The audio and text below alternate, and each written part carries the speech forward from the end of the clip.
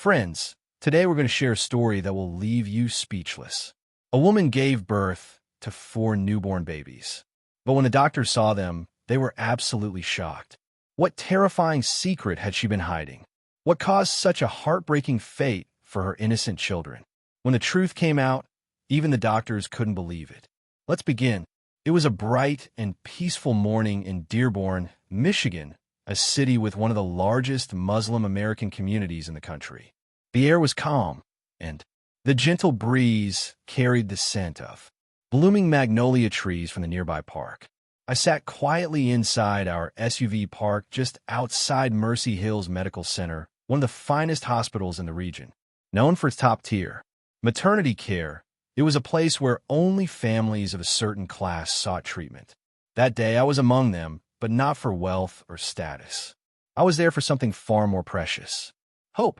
Mina Hill, my wife of 3 years, sat beside me in the passenger seat, one hand resting on her rounded belly and the other wrapped around mine.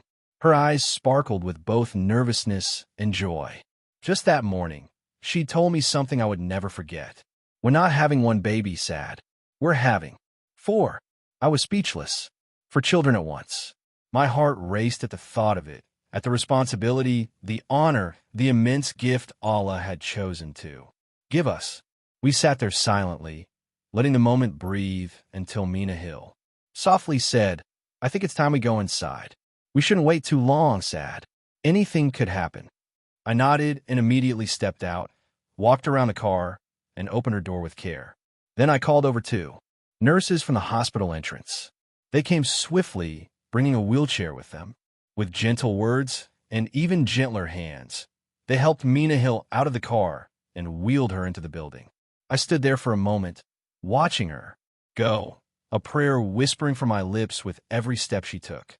Once she was out of sight, I followed them into the reception area, but stopped short at the doors to the labor wing.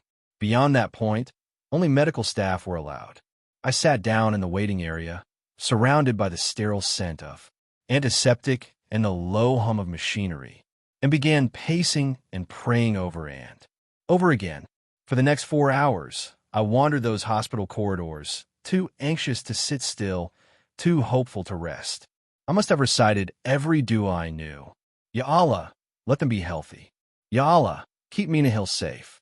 Ya Allah, make me strong enough for 4 children. I kept imagining what they would look like. Would they have Mahil's soft brown eyes or my sharper cheekbones? Would they laugh like her or cry like me? Would they all be girls or boys or some mix of both?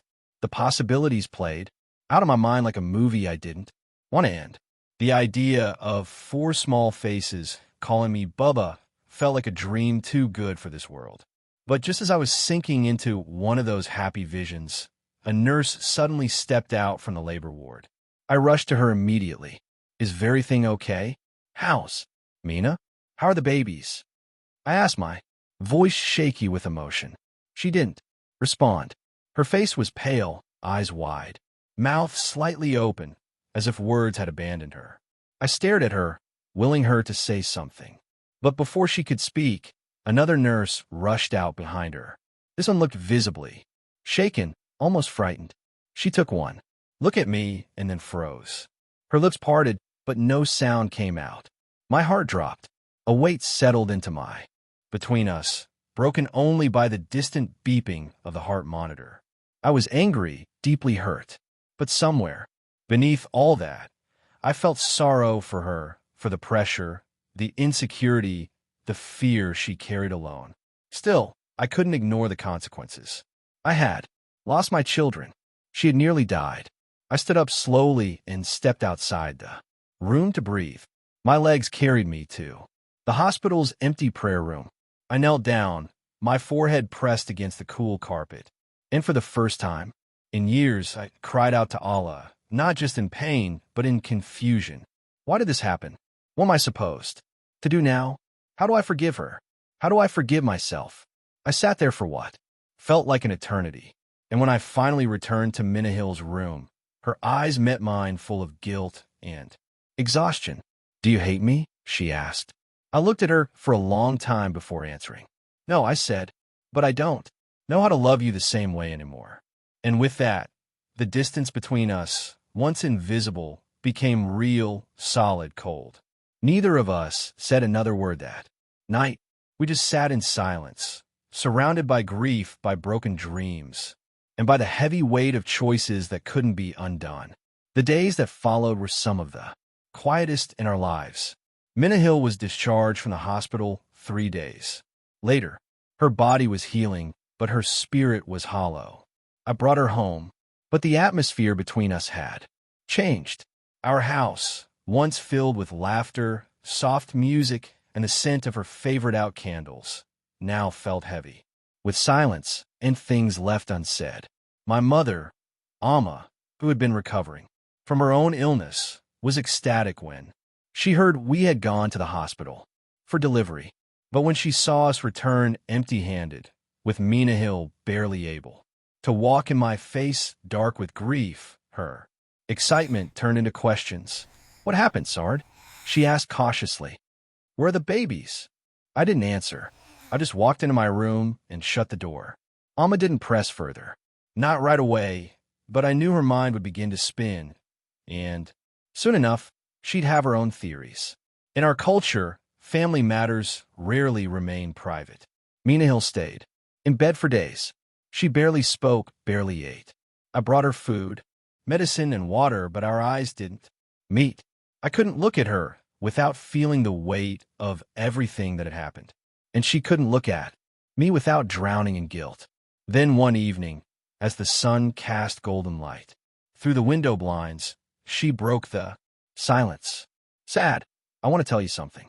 I didn't respond, just sat on the edge of the bed, waiting. She took a shaky breath. "You remember when I told you I took that injection?" I nodded. "I lied." My body stiffened. "What do you mean?"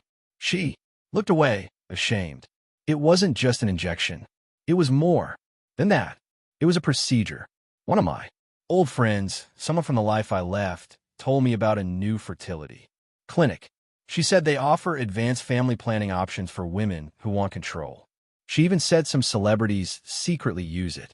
I stared at her, confused. "What kind of procedure?"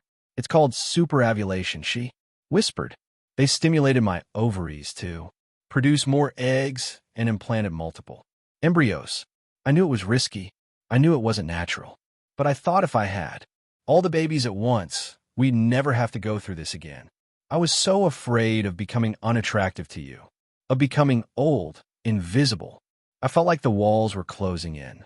So you went behind my back, played God, with our children's lives." Mahil burst into tears.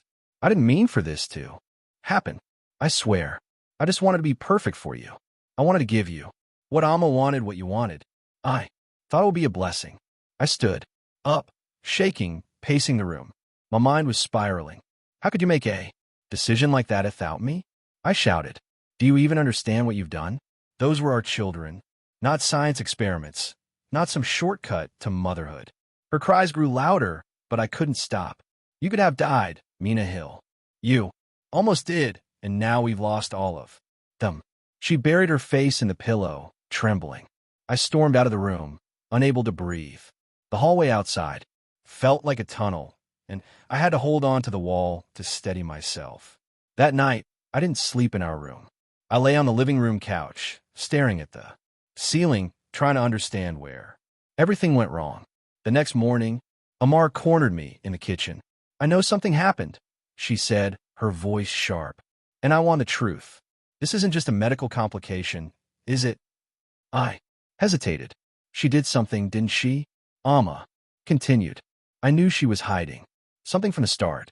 A girl like her from a background like that. You thought you could bring her into our home and not suffer for it." I clenched my fists. "Amma, please don't say things like that. This isn't the time." But she wouldn't stop. "You think love is enough? You think beauty is enough? That girl was never meant to be a mother, Sard, and you're paying the price for your foolishness." Her words stung, but deep down I feared they weren't entirely wrong. That evening, I returned to our room and found Minna Hill sitting on the prayer rug. She looked small, almost childlike, whispering duas under her breath. Her hands were raised, her eyes swollen from crying. When she saw me, she didn't speak. She just looked up with a question written all over her face. Is there still hope for us? I didn't have an answer, but I knew things couldn't go on this way forever. Either we would find a way to heal, or we would have to let each other go. The following weeks were a storm of silent dinners, restless nights, and awkward prayers under the same roof. We lived like two ghosts, present but not truly alive. Mina Hill stayed to herself, often lost in thought, eyes fixed on nothing. I, on the other hand, buried myself in work at the automotive firm I managed, coming home late just to avoid the tension that filled our home. But no matter how far I tried to run emotionally, the memories would find me. Her trembling voice in the hospital, the stillness of the 5 tiny bodies, the lies, the betrayal, the fear in her eyes when I told her I didn't know if I could love her the same way.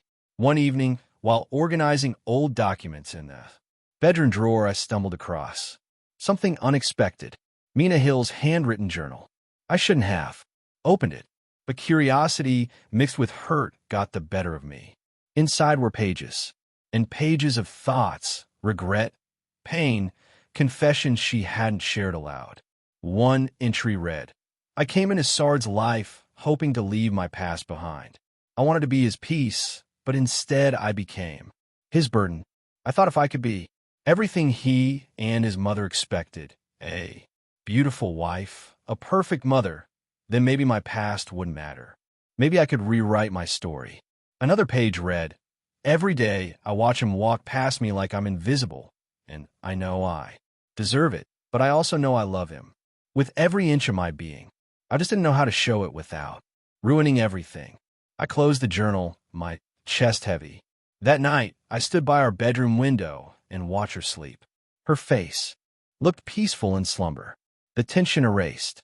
For a moment, I saw the woman I once fell for, the gentle spirit, the survivor, the one who chose me despite knowing I wasn't perfect either.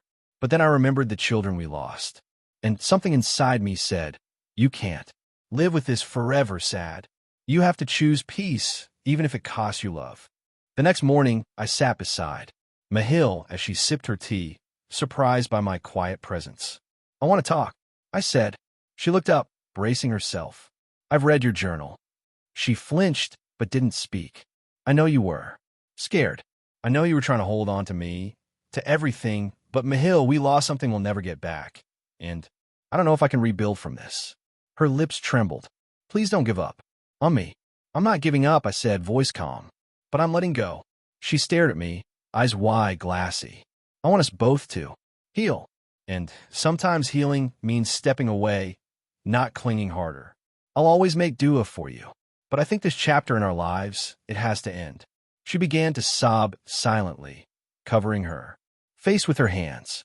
I'm sorry, she whispered. I never meant to hurt you. I know, I said gently. And I forgive you. But we can't live in ruins and call a home. A week later, cut quietly, I made sure she had everything she needed. She left behind a small envelope on my nightstand. Inside was a note. Thank you for loving me once. I pray Allah gives you the family you deserve.